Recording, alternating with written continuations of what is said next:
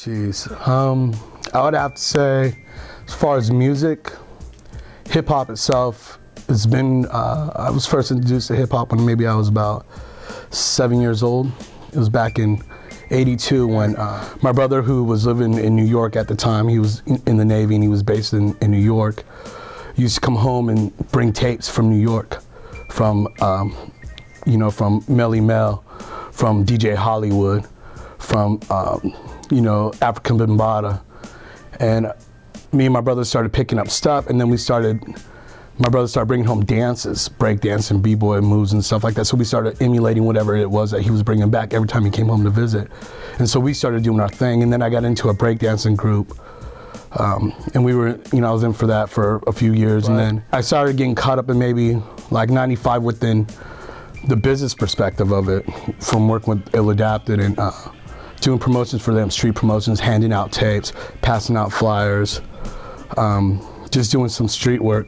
After that, it just grew. I met cats who were doing this, and I got more involved with the business perspective of it. Started managing maybe around like '97, and started learning, how to deal with the industry, period. And I started meeting more people in the industry and started, putting names in my book and stuff like that. And I gained my respect around the underground scene, in the Bay Area underground scene, and that's kind of how it developed from there to where it is now.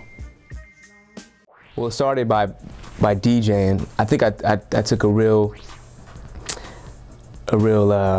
common hip hop producer process of becoming a producer, because originally I was a DJ like a lot of the, some of the most, well-known hip hop producers are, like Premier, Hella Heads basically. But originally I was DJing.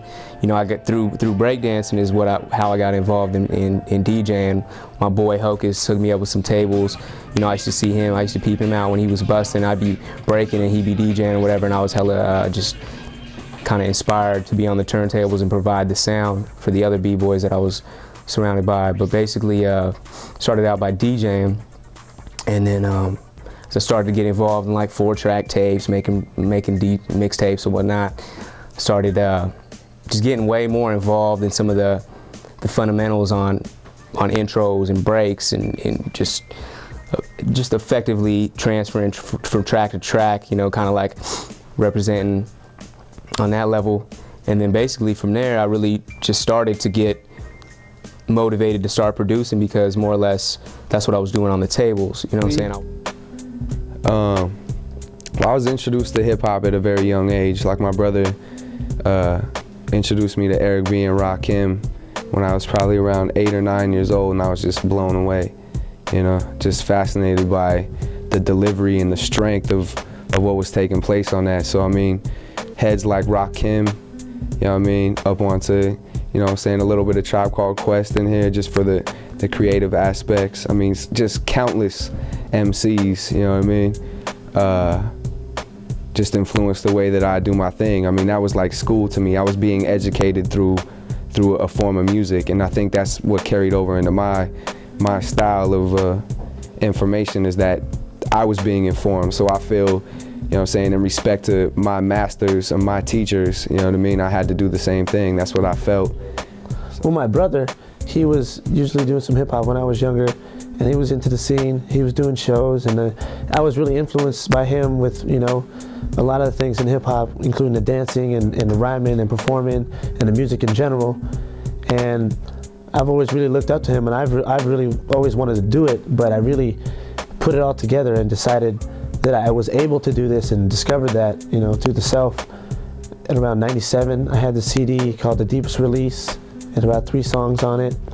And it was a little something I did at my brother's house in San Francisco, but it was definitely something that needed to be done, because it gave me a view on what I was capable to do, because I always, I can finally just look back and reflect on something rather than just keep looking on, you know what I'm saying? I think the whole situation with the Rebels period was, had to start from just the very beginning, was the passion, the love, the respect that everybody brought to the table. that everybody wanted to do something. And in my experience with music throughout these years that I've been doing it is that's what keeps music moving, period. Is the passion, is the respect, it is the love for music itself. Man, Raj had been a manager of my first little group or whatever, and you know, I mean, he'd been down with me since ever I started to ever take rhyming seriously, and then he hooked me up with Sen 6 on some, you know, come together, because I called him up, was like, man, I'm serious, I'm trying to get down with this for real, I'm trying to pursue this as a real venture. Yeah. And so He came through after we had met a couple times, mentioned that he was interested in, like, you know, dropping some rhymes on some of the beats that I made or whatnot. Like, weren't really out to straight up, like, do the whole Soul Rebel thing yet, but then kind of progressed. He did come through once and we went out to lunch or whatever. He was chopping it up, telling me about how he wants to, he's got some boys from Livermore or whatever, or from out here in the Tri-Valley, and like Randy or Doja, basically. And then one day Crystal came up to me like, hey, we got a show. And I was like, oh, so we have a group?